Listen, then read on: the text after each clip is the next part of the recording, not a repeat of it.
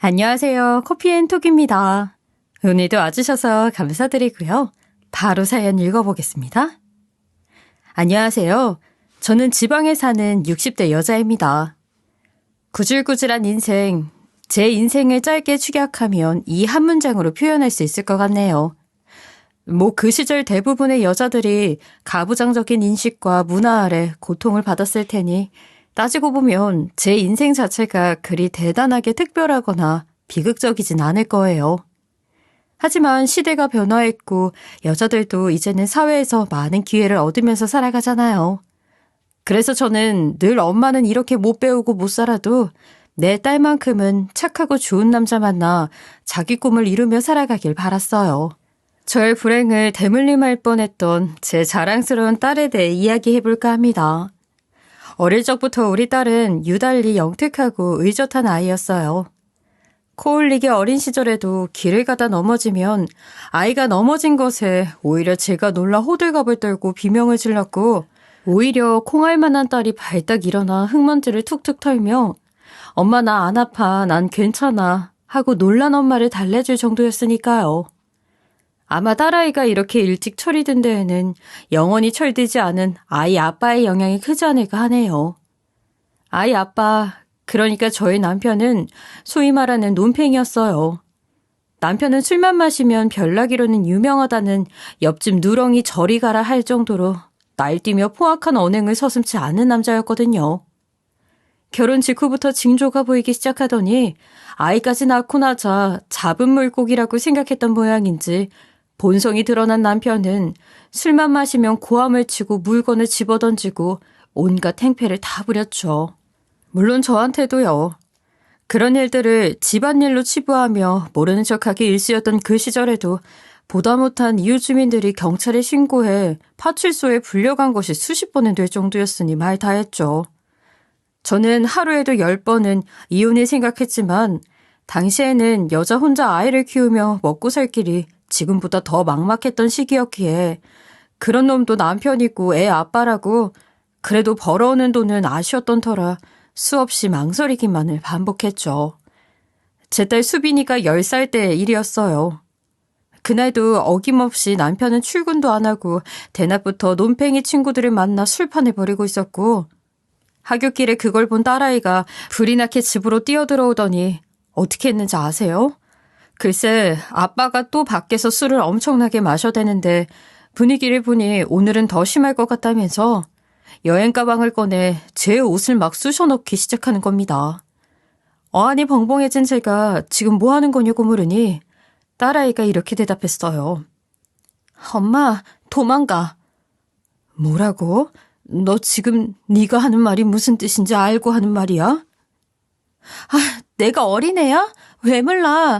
언제까지 이러고 살 거야? 나 때문에 도망도 못 가는 거 나 다 알아. 수빈아. 엄마, 나도 이제 10살이고 내가 내 밥 챙겨 먹고 내 옷 빨래하고 다 할 수 있어. 내 걱정하지 말고 엄마 먼저 도망가. 엄마가 살아야 나도 사는 거 아니야? 엄마 먼저 도망가서 나는 나중에 데리러 와도 돼. 아빠가 나한테는 안 그러니까 난 괜찮을 거야. 맞습니다. 홀로 서는 것이 두려워 이 핑계 저 핑계 대면서 이혼도 못하고 있는 저 같은 엄마보다 훨씬 성숙하고 의젓하고 책임감이 강한 딸이었어요. 아무리 남편이 집어던진 술병 파편에 맞아 온몸 곳곳에 생채기가 나 상처로 성할 날이 없었어도 눈두덩이부터 시작해서 허벅지까지 시퍼렇고 시뻘겋게 되어 사그라드는 날이 없어 시장에 장 보러 가는 것조차 동네 사람들 눈치가 보여 쉽지 않았어도 제가 살아보자고 참고 버틸 수 있었던 것은 다 우리 딸 수빈이 때문이었습니다. 내가 이 아이의 엄마라는 책임감, 엄마로서의 모성애 그런 것들이 10년이 넘는 모진 세월을 버틸 수 있게 해주었던 유일한 동아줄이었어요. 그런데 그 어린 딸의 도망치라는 말을 들으니 정말 정신이 퍼뜩 들었습니다. 이 작고 여린 아이도 이리 살아보자고 아등바등하는데 제 엄마가 없으면 그 위험이 어디를 향할지 알면서도 엄마를 안심시키겠다고 엄마를 살려보겠다고 이렇게 마음을 굳세게 먹는데 엄마라는 인간은 대체 이날 이때껏 무얼 하고 살았나 하는 생각이 들더라고요. 착하고 정의롭고 굳센 우리 딸을 위해 더는 부끄러운 엄마가 되지 말아야겠다는 결심을 했어요. 그날로 저는 이혼을 결심했고 아이를 먼저 친척 집에 대피시킨 뒤 단판에 지었습니다. 죽어도 이혼만은 못해주겠다고 버티며 더한 짓을 할 줄 알았던 남편은 의외로 아이를 제가 데려다 키우겠다 하니 순순히 이혼을 해주었어요. 그때는 여기서 죽지 않고 살아서 나가야겠다. 어떻게든 우리 수빈이와 함께 도란도란 살아보겠다는 생각에 빠져 미처 생각 못했지만 지금 생각해보면 숨겨둔 여자라도 있었던 게 아닐까 싶기도 하네요. 아무튼 그렇게 저와 딸은 그 지옥 같은 삶에서 가까스로 탈출해 연고가 없는 지역에 새로이 터전을 잡고 살 수 있게 되었어요. 가진 것은 친척에게 꾼 월세 보증금이 전부였고 그 시절 그때 배운 것이라고는 집안일밖에 없었던 저였지만 아이에게 자랑스러운 엄마는 되지 못해도 나라도 딸의 짐짝이 되지는 말자라는 생각에 아득바득 어떻게든 살아보자고 버텼던 것 같아요. 이혼 후 그렇게 새로운 터를 잡고 나서야 비로소 우리는 두 발을 뻗고 잘 수 있게 되었어요. 그 비좁은 골방에서 아이의 손을 꼭 잡고 어두운 천장을 바라보고 누워있는데 어찌나 감격스럽고 행복하던지요. 지금도 그때만 생각하면 눈물이 납니다. 저는 가까스로 식당에 일자리를 구할 수 있었고 딸 역시 어떻게든 저와 행복하게 살아보려 노력했어요. 워낙 공부에 관심이 많고 머리도 영특했던 우리 딸은 특히나 영어에 두각을 보였어요.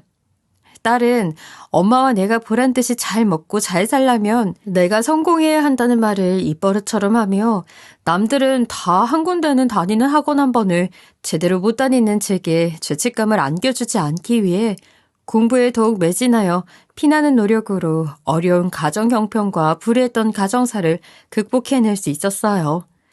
제 방은 물론 화장실 벽까지 눈에 보이는 곳마다 영어 단어가 적힌 메모지와 사전을 떼어 붙여놓고 읽어보는 것이 습관이었을 정도로 정말 보는 제가 다 우려스러울 정도로 딸은 악바리처럼 영어 공부에 몰두했어요.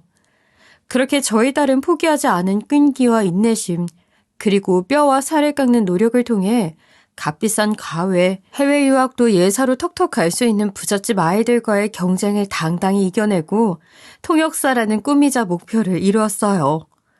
미국 땅 한 번 밟아본 적 없는 제 딸이 쌀라쌀라 그 어려운 말을 그리도 유창하게 잘하는 것을 보니 부모로서의 자랑스러움을 떠나 같은 여자로서 존경심이 들 정도였어요. 제가 딸아이를 본받아 더 열심히 살아야겠다고 생각을 했을 정도니 우리 딸이 얼마나 멋지고 대단한 사람인지 상상이 가시죠? 그렇게 완벽한 저희 딸, 유일하게 저를 속상하게 하는 것은 연애에 관심이 없다는 것이었어요. 통역사의 꿈을 이룬 저희 딸은 30을 꽉 채울 때까지도 일만 하며 살았어요.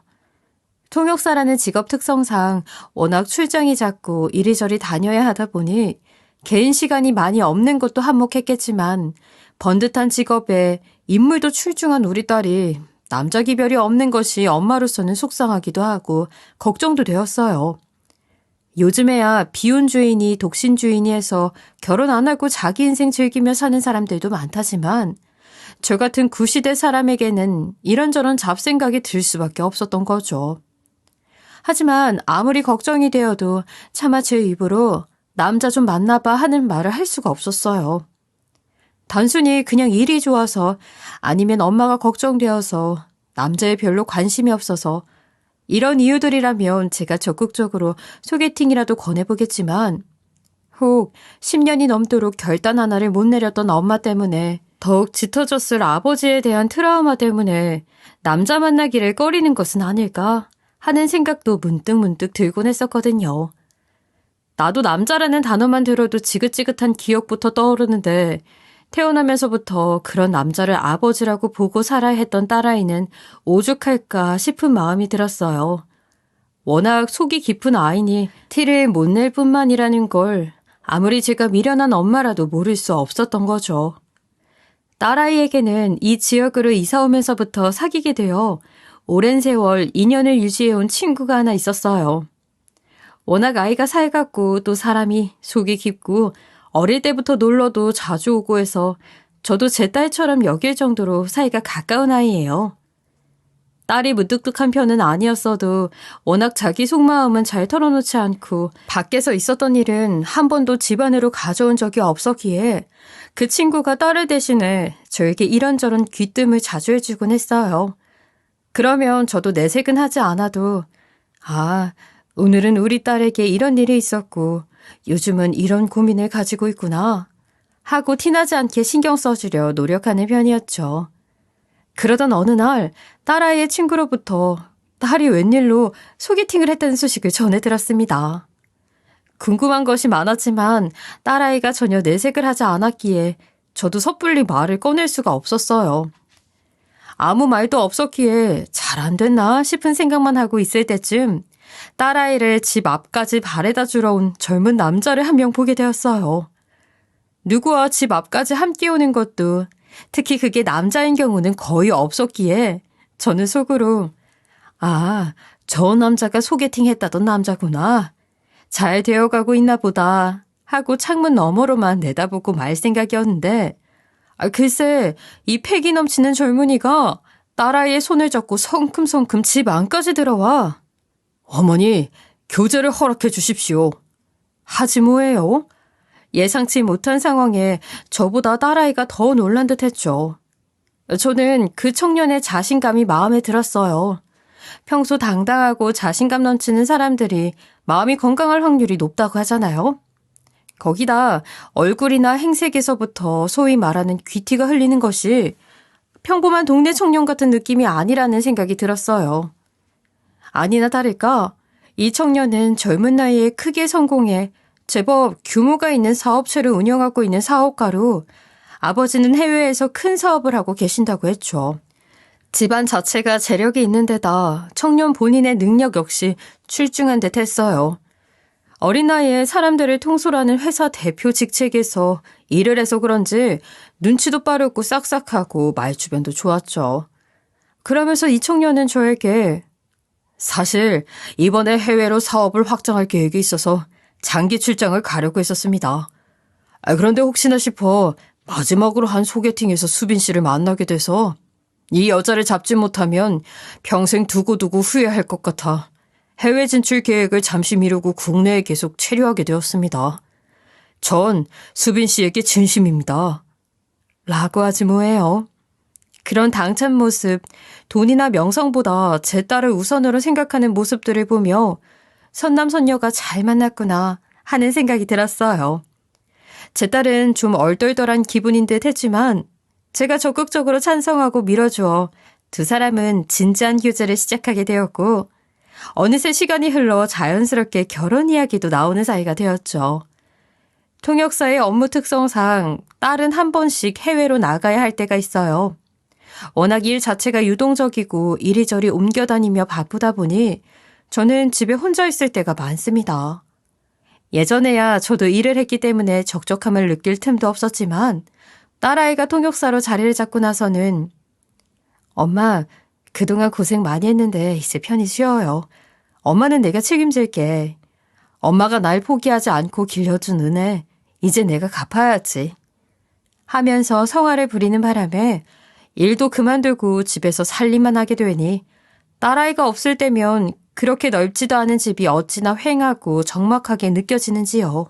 예비사위는 저의 그런 마음을 읽은 것처럼 딸아이가 해외나 지방으로 출장을 갈 때면 저희 집으로 와 저와 둘이 시간을 보내주곤 했어요. 처음에는 저도 솔직히 어색함을 느꼈으나 시간이 흐를수록 딸 없이 단둘이 있는 시간이 아무렇지도 않게 자연스러운 사이가 되었죠. 마치 아들처럼 원래부터 함께 살았던 가족처럼 편안하고 친근한 느낌이 예비사위에게 있었어요. 그렇게 단둘이 시간을 보내다가 TV에서 방송해주는 맛집을 보고 제가 입맛이라도 다시면 맛있어 보이네요, 어머니. 오늘은 저기서 식사할까요? 하면서 몇 시간이 걸리는 곳이든 괴념치 않고 자기 일도 미뤄두면서까지 저를 태우고 몇 시간을 달리는 것도 귀찮아하지 않고 먼저 권해주기도 했으니까요. 아들이 있는 엄마가 이런 기분일까? 정말 나도 딸도 사람 복이 있구나 하는 그런 생각이 들었어요. 정말 든든하고 다정다감한 아들 그 자체였으니까요. 그렇게 두 사람이 언젠가 결혼하겠구나 하는 것이 당연하게 느껴질 때쯤이었어요. 딸이 일주일 동안 출장을 가게 되었고 그날 저녁 어김없이 예비사위가 일을 마치고 저와 함께 일주일을 보내기 위해 찾아왔어요. 예비사위가 올 줄 알고 준비해 두었던 저녁을 함께 먹고 있는데 예비사위가 저에게 어머니, 식사 다 하시고 저랑 집 근처에서 산책 좀 하실까요? 오늘 날이 참 따스하고 좋더라고요. 하는 거예요. 그러면서 요즘 제가 바빠서 어머니랑 통 데이트도 못했죠. 하면서 너스레를 떠는데 제가 거절을 할 수가 있나요? 그렇게 저녁상을 대강 치우고 예비사위와 함께 집에서 멀지 않은 길을 천천히 걸으면서 맑은 공기를 쐬고 있는데 얼마 지나지 않아 예비사위가 어느 집 앞에 우뚝 서는 거예요. 큰 저택 앞이었죠. 어머니, 이 집 어떠세요? 떠보듯이 묻는 것 같은 그 말에 저는 처음에는 의도를 파악하지 못하고 맹탕한 얼굴로 아유, 멋지네. 드라마에 나오는 회장님 저택 같네. 이런 집에 사는 사람은 어떤 사람들일까? 하고 대답했지요. 정말 마음에 드세요? 한번 자세히 살펴보세요. 아유, 됐어. 괜히 사람이라도 나와서 수상 쫓게 보면 어떡해. 갑자기 장난이라도 치나 싶어 제가 손사래를 치고 있는데 예비사위가 갑자기 주머니에서 열쇠를 꺼내더니 그 크고 멋진 저택의 철문을 직접 여는 게 아니겠어요? 아유, 최서방, 그 열쇠는 어디서 난 거야? 그럼 못 써. 도둑으로 몰리면 어쩌려고 그래. 괜히 남의 집 잘못 들어갔다가 골치 아픈 일 만들지 말고 이리 나와. 하면서 말리니까 예비사위가 씩 웃는 얼굴로 어머니, 사실 이 집 제 집이에요. 하는 게 아니겠어요?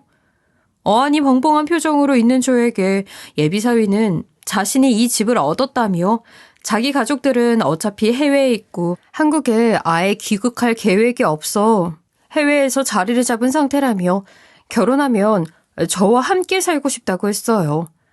분명히 제 딸이자 자신의 예비 신부인 수빈이도 그걸 원할 거라고 하면서요. 그러면서 자신의 가족들도 1년에 한두 번 정도는 한국에 들어오곤 하니까 저뿐만 아니라 자기 가족들이 한국에 왔을 때 호텔이나 별장 같은 곳에서 지내는 것보다는 사람 냄새 나는 집에서 언제든 편히 와 지낼 수 있었으면 해서 일부러 큰 집을 얻었다고 말했죠. 자기는 어릴 때부터 부모님들이 워낙 사업으로 바쁘시다 보니 가족의 따뜻한 정이 늘 그립고 아쉬웠다며 앞으로는 그렇게 살아가고 싶다고 말이에요. 주책맞은 일이지만 그 이야기를 차분하게 하는 최서방의 목소리를 듣는 와중에 갑자기 눈물이 나기 시작하지 뭐예요. 속 깊고 다정한 강서방의 배려심에도 감동받고 놀랐지만 이렇게 좋은 집에서 제 딸과 강서방이 아이도 낳고 도란도란 살아가며 평온하게 늙어가는 모습이 눈앞에 아른거리듯 했어요. 지난하고 구질구질했던 제 과거 인생들, 그리고 아빠 없이 가난한 편모 가정에서 자라며 딸아이가 받았을 그 모진 수모와 상처들이 주마등처럼 스쳐갔죠. 정말 이제 고생 끝 행복 시작이구나 싶어 너무 행복하고 기쁜 마음에 눈물을 주체할 수가 없었어요. 저와 강서방은 일단 저택 이야기는 딸에게 비밀로 하고 서프라이즈를 해주기로 약속했어요. 그렇게 딸이 귀국하는 날 강서방은 저에게 했던 것과 똑같이 산책을 좀 하자며 딸아이를 데려가 저택을 보여주었고 제 딸 역시 감격에 차올라 눈물을 흘렸지요. 오히려 강서방은 저희 둘이 눈물까지 흘리며 기뻐하는 모습을 보며 얼떨떨해하는 눈치였어요. 별로 대단한 것도 아닌데 하면서 말이죠. 저는 단순히 집이 커서 좋은 게 아니라 일부러 집 근처로 알아봐준 자네 마음과 배려심이 너무 따뜻하고 속 깊어서 더욱 감명받은 거야. 하고 우리 모녀의 솔직한 심경을 전했습니다. 그렇게 결혼식은 본격적으로 진행이 되었어요.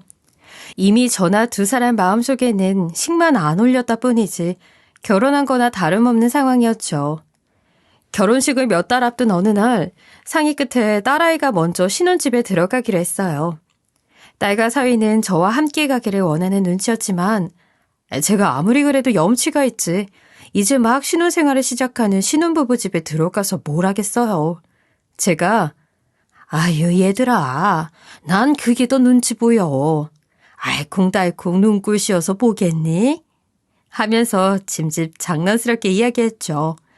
못해도 한 2, 3년 정도는 단둘이 지내고 저는 나중에 딸아이가 임신이라도 하면 그때 이삿짐을 싸보내겠다고 극구 사양했어요. 어차피 집에서 멀지도 않은데 어디서 자는지가 그렇게 중요하냐면서 말이죠. 하지만 딸아이는 결혼식 직전까지 해외 출장이 계속 잡혀있는 상황이었어요. 당장 이사일로 잡아놓은 날 불과 며칠 전에도 해외 출장이 잡혀있는 상황이었죠. 그래서 짐은 당장 쓸 것들 위주로 조금씩 옮기는 상황이었는데 딸아이가 마침 출장을 가면서 저에게 책 몇 권만 신혼집에 가져다 놓아달라고 부탁을 했어요. 저는 딸이 적어준 책 목록대로 책을 싸고 딸아이가 알려준 비밀번호를 이용해 저택 안으로 들어갔습니다. 현관 안으로 들어가 너른 녹색으로 가득한 너른 정원을 보고 다시 푸른 하늘을 봤지요. 세상을 다 얻은 기분이 들었어요. 고진감래라더니 한평생 구질구질한 부모의 꼴만 보고 살아온 우리 딸. 드디어 노력하며 살아온 인생에 보답이 돌아오는구나. 드디어 팔자 펴고 기 펴고 살아보겠구나 하는 마음에 또 눈물이 날 것만 같았지요. 한평생 딸의 인생에 도움이라고는 되어본 적이 없는 못난 부모의 도움 없이도 이렇게 우뚝 일어선 딸이 너무나도 대견했어요. 이렇게 큰 선물, 큰 도움을 준 강서방에게도 너무 고마웠고요. 이런 말을 들으면 딸아이는 기겁하겠지만 당장 죽어도 여한이 없겠다는 생각이 들 정도였지요. 돈 말고 제가 할 수 있는 일이라면 무엇이든 살아가는 내내 강서방에게 빚을 갚는다는 마음으로 살아야겠다는 결심이 들었어요. 책을 놓으러 간 김에 아직 어수선한 신혼집을 좀 정리하고 가려고 집에 더 머물렀어요. 사위도 지금 워낙 바쁜 시기이기도 하고 일부러 결혼식 후에는 신혼여행도 다녀와야 하고 해서 바쁜 일은 그 전에 한꺼번에 처리하려고 일부러 더 열심히 일하고 있다고 했거든요. 그래도 이 집이 곧 행복과 따뜻함으로 가득 찰 것을 생각하니 괜히 제 마음이 다 벅차올랐어요. 그런데 집 정리에 한참일 때 창문 너머로 이상한 게 보이는 겁니다. 담을 넘어 들어오는 남자였지요. 한 남자가 담을 넘어 들어와 대문을 안에서 열어주었고 일행으로 보이는 다른 남자가 열린 대문으로 들어와 대문을 소리가 나지 않게 다시 잠그는 것을 저는 두 눈으로 똑똑히 보았습니다. 대낮에 쳐들어온 두 남자의 당당한 모습에 저는 덜컥 겁이 났어요. 거기다 분명히 사위가 보안 시스템을 설치하고 점검까지 하는 것을 저도 보았는데 경보음이 울리지 않은 것도 이상했죠. 저는 혹시라도 마주쳤다 경을 칠까 무서워 소파 뒤에 납작 엎드려 숨죽이고 숨어 있었어요. 두 남자는 거실로 침입해 주변을 돌아보며 살피기 시작했죠. 일단 사람 없는 집부터 제대로 확인해. 집이 생각보다 넓어서 숨을 데가 많으니까. 아다리 잘못 걸리면 조지는 거야. 알지? 아, 새끼. 잔소리 좀 그만해라. 형님 흉내내냐? 저는 112든 사위든 누군가에게라도 집에 도둑이 들었음을 알려야 한다는 생각이 들었어요. 이대로 있다가 잘못 걸렸다가는 집안의 귀중품이 아니라 제 목숨이 위태로운 지경이었으니까요. 어찌나 숨이 차오르고 심장이 쿵쾅쿵쾅 뛰던지 심장 소리가 너무 커 놈들에게 들리지 않을까 하는 생각까지 들 정도였습니다. 이대로 발각되면 죽는다는 생각이 든 저는 휴대폰이 주머니에 잘 있는지 확인한 후 무음으로 바꾼 뒤 간신히 소리를 죽여 엉금엉금 기어 신혼집 안방의 침대 밑으로 기어들어갔어요.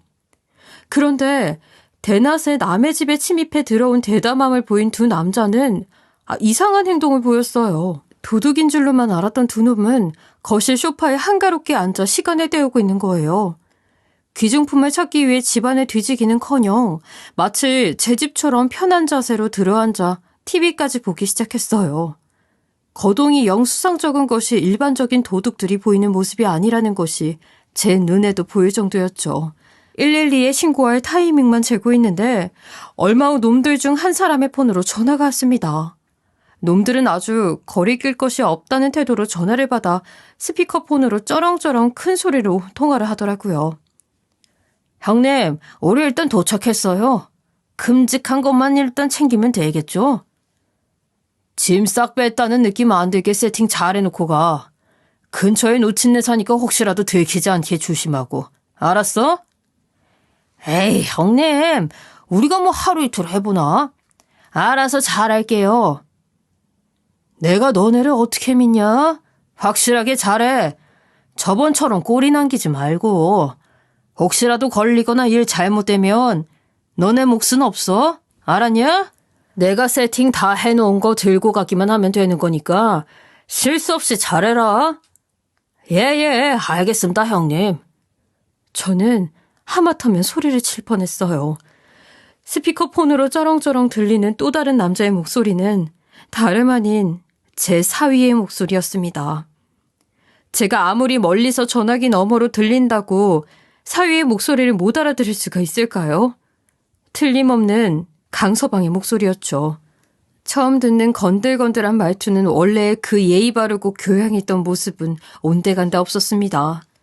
거기에 신혼집에 침입한 두 남자와 너무나도 익숙한 듯 친근한 말투로 나누는 대화까지 저는 일이 도통 어떻게 돌아가는지 감도 잡을 수가 없었어요.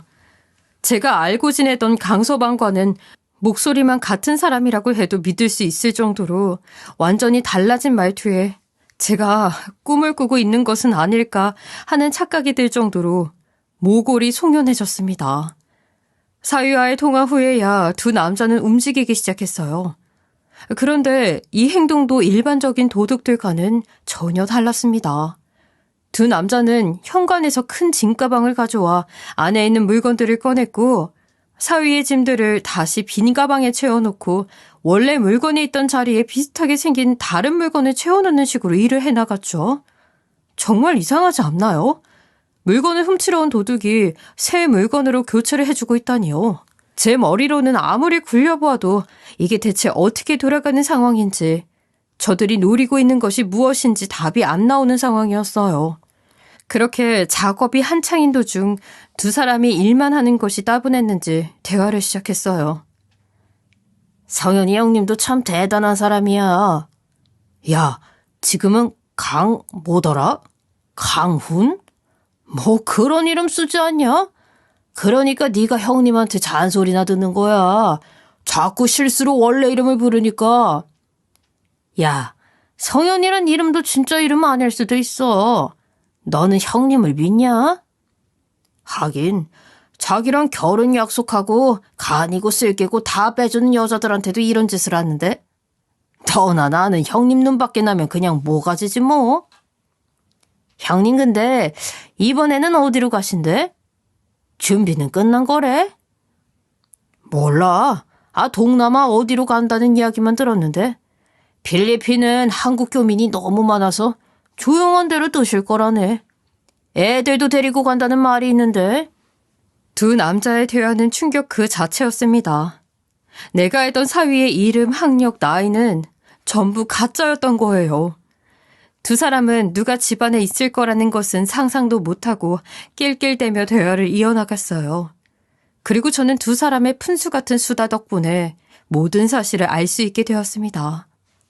강서방, 아니 번듯한 사업가로 자신을 꾸몄던 그 남자의 신부는 모두 가짜였고 그의 정체는 전형적인 결혼 사기꾼이었다는 것을요.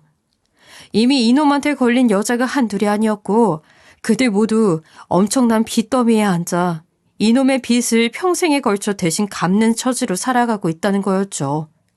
그뿐만이 아니라 이놈은 그동안 사기로 갈취한 돈을 미천 삼아 이번 일을 꾸몄고 노숙자의 명의까지 도용해 이미 큰 액수의 대출을 받은 상황이라고 했어요.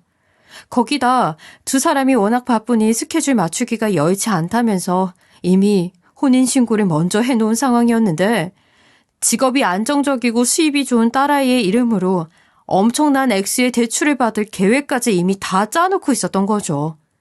이 모든 일을 딸아이가 해외 출장을 가 있는 며칠 사이에 실행할 수 있도록 아주 치밀한 계획을 짠 것이었어요.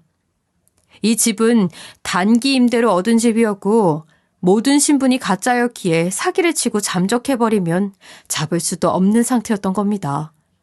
그런데 이게 끝이 아니었어요. 근데 형님 이번에는 애들이랑 같이 사실 거래? 몰라. 내가 듣기로는 거기 마누라도 있다는 걸로 아는데. 베트남이었나 뭐 그랬어. 이번에 크게 털고 나르는 김에 한국엔 아예 안 들어오고 거기서 자리 잡고 살 거라던데. 그랬습니다. 이놈은 총각 행세를 하고 다니면서 해외에서 낳아놓은 애가 셋이나 되는 유부남, 아니면 싱글데디였던 거예요. 그놈에게 본처가 있는지까지는 두 사람도 확실히 모르는 듯 했지만 아이가 셋이나 되는 것은 확실했죠. 거기까지 들은 저는 나중에 들켜서 목숨을 빼앗기더라도 우리 딸이 그런 지옥 같은 일을 당하도록 그냥 둬서는 안 되겠다는 생각이 들었어요. 다행히 두 놈은 오래지 않아 작업이 끝난 모양인지 깨끗하게 청소까지 다 해놓고 집을 나갔죠. 저는 딸에게 연락을 취해서 지금 당장 귀국하라고, 저런 놈하고 더 얽혔다가는 무슨 짓을 당할지 모르니 당장 짐을 싸서 저랑 어디로든 가자고 말하며 딸에게 메신저로 두 놈이 나눈 대화를 녹음한 파일을 보냈어요.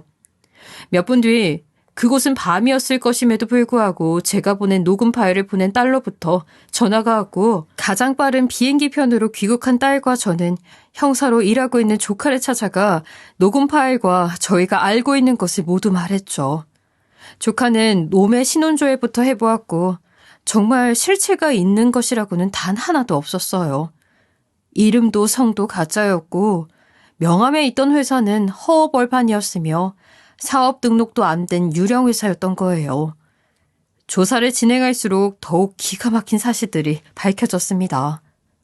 놈은 이렇게 여자를 속여 갈취하고 해외로 잠적했다가 한국에 다시 들어올 때마다 노숙자의 신분을 사서 활동했다고 합니다. 피해자는 수두룩했으나 모두 다른 신분을 사용했기에 피해자를 취합하는 것도 가해자를 찾는 것도 어려운 상황이었죠. 우리 딸은 그나마 직전에라도 사실을 알게 되어 모든 자금과 대출이 불가능하게 동결해 두었지만 이 땅 아래 어딘가에 그놈 때문에 평생 빚에 허덕이며 살아갈 누군가가 있다고 생각하니 정말 참담한 심정뿐이더군요.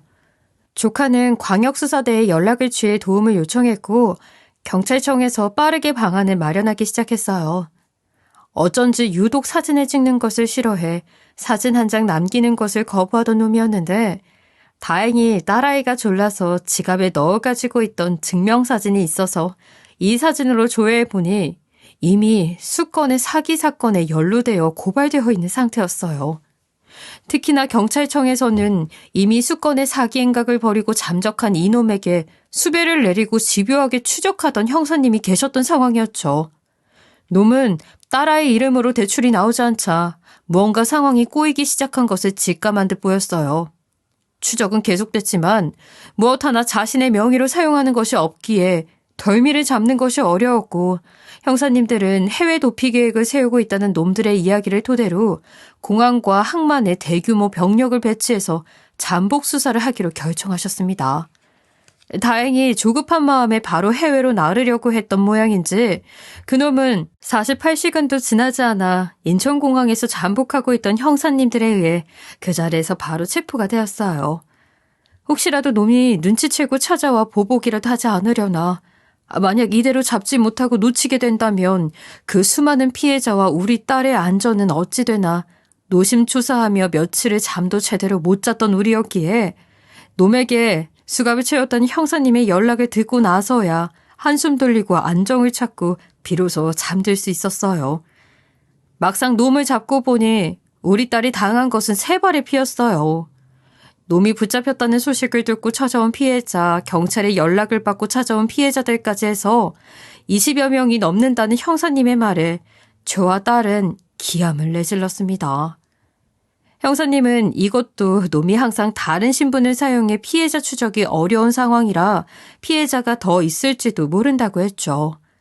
놈은 다른 피해자들에게도 번듯한 사업가나 외교관 행세를 하며 접근했고 딸을 좋은 집안에 시집 보낼 생각에 많은 부모님들이 놈이 요구하는 대로 없는 형편의 빚까지 마련해 돈과 귀중품을 해다 바치거나 놈의 사업자금이랍시고 돈을 빌려주었다가 떼인 피해자들까지 한 치 앞도 안 보이는 빚더미에 올라앉은 삶을 사는 사람이 수십 명이라니 정말 끔찍하지 않나요? 피해자 진술 조서를 위해 경찰서를 찾은 저와 딸은 조사실에 바글바글하게 모여있는 피해자들을 보고 탄식을 금치 못했지요. 피해자들은 저희가 마지막 피해자이자 범인을 잡을 수 있게 해준 사람들이라는 말을 저와 딸의 앞으로 몰려와 놈을 잡을 수 있게 도와주어서 정말 감사하다고, 용기 내어 행동해 주셔서 감사하다고 몇 번이나 감사 인사를 했어요. 사실 돈도 돈이지만 피해자들이 정말 견딜 수 없었던 건 누구보다도 믿고 사랑했던 남자의 배신이 아닐까 합니다. 저 역시, 그리고 저의 딸 역시 바로 그 남자의 이중성과 정신적 박대에 치료되면서 살아본 경험이 있기에 누구보다도 그 아픔을 이해할 수 있었죠. 요즘 저와 딸이 때때로 나누는 대화는 아무리 크고 좋은 집이라도 좋은 직업에 멋진 얼굴을 가진 번드르르한 남자라도 결국은 아무 소용이 없단 거예요. 설령 그놈의 직업과 이름이 사실이었다 하더라도 그 내면에 숨긴 본질이 추악한 짐승이라는 사실은 변하지 않으니까요. 그리고 창피하지만 한때나마 딸이 부잣집 사업가에게 시집가 팔자 펴고 살 것이라는 기대에 혹했던 저도 많은 반성을 했어요. 송충이는 솔잎을 먹고 살아야겠지요. 딸에게도 언젠가는 수준에 맞는 좋은 배필이 나타날 것이라 믿어 의심치 않아요. 우리 딸은 행복할 자격이 있는 사람이니까요. 비록 작은 집이라도 매일 고기 반찬을 먹을 수 없는 고만고만한 형편이라도 진심으로 사랑하는 사람과 함께 거짓 없는 평온하고 평화로운 환경에서 살아가는 것이 최고라는 생각이 드는 요즘입니다. 저는 완전히 파투가 난 신혼여행 대신 딸과 함께 3박 4일 제주 여행을 가기로 했어요. 이제 과거는 모두 잊고 아픈 기억일랑 제주에 버리고 오려고 합니다. 제 사연을 들어주신 분들 모두 나와 내가 사랑하는 사람에게 진실한 삶을 과욕 부리지 않은 소소한 삶을 소중히 여기셨으면 좋겠어요. 저의 긴 이야기 들어주셔서 감사합니다. 지금까지 커피앤톡이었습니다. 오늘도 끝까지 함께 해주셔서 감사하고요. 다음 영상으로 또 찾아뵙겠습니다.